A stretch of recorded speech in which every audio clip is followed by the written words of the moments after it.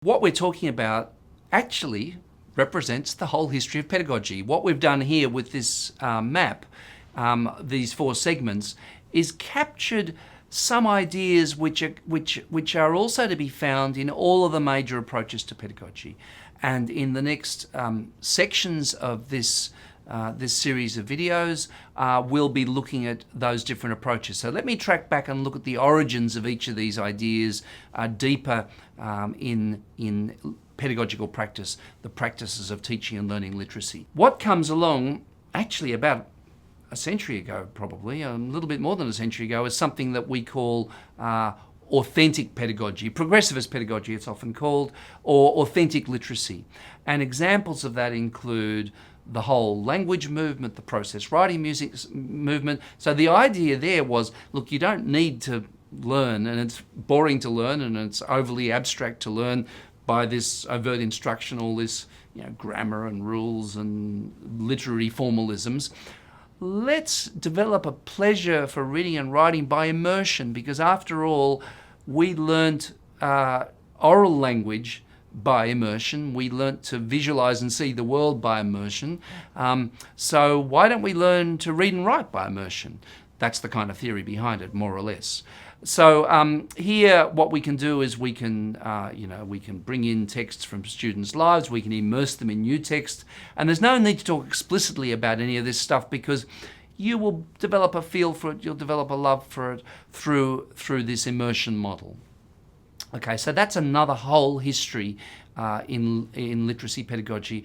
And what we're kind of saying by having both of those components of the history is actually we need all of this, right? It's not enough to say, one focus, a singular focus one way or other is not enough. We want to build a balanced focus which recruits all these traditions and uses all of them.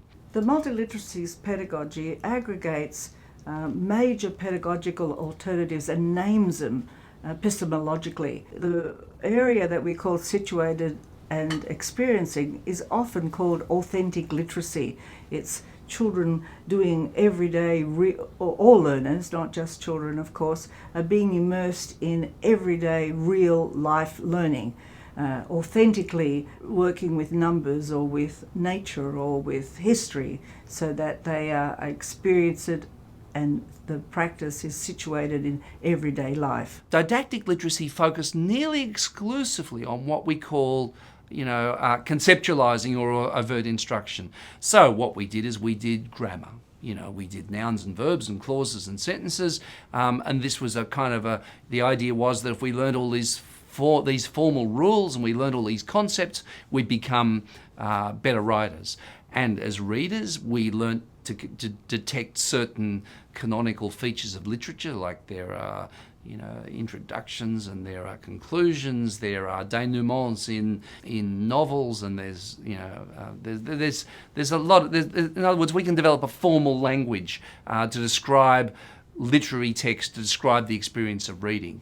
So in other words, what traditional literacy pedagogy did was focus nearly exclusively a lot of the time on overt instruction or conceptualizing.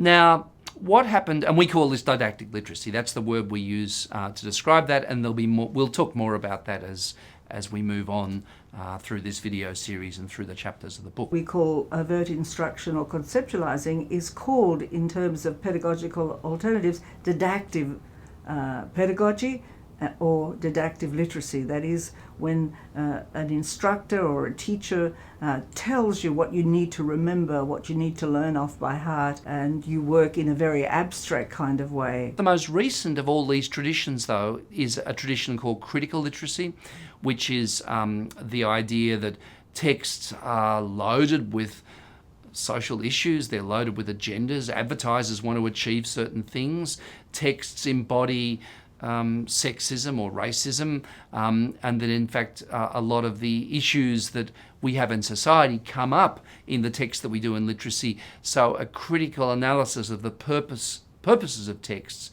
is important. Critical literacy or critical pedagogy, that is an important area also, because kids need to understand the meaning of what they're learning in any particular domain, and its biases and its purposes, and how it works for different purposes and different communities. The whole tradition of functional literacy is on about, okay, literacy's for purposes, let's learn how to do it functionally, let's learn how to apply appropriately.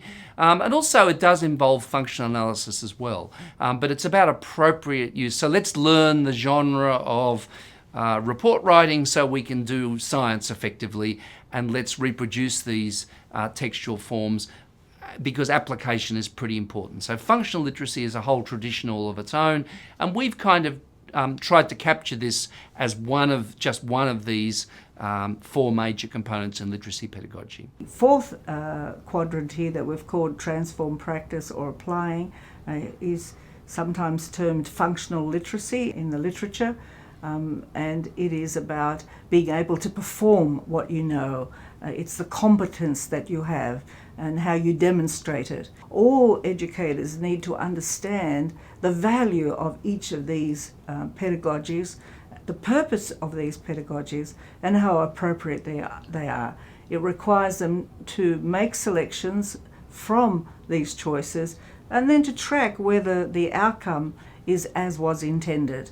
To be very explicit, to understand the choices that are available and the effects they have on learning and knowledge making. This idea about critical analysis, look, we want to keep that idea as well, but what we want to do is keep a balance of all of those four ideas. And in fact, what we want to do is we want to move between one idea and another. So the idea around the pedagogy we develop here, which we've had a project called Learning by Design. In this project, we've been working on this idea that pedagogy is a repertoire of different activity types.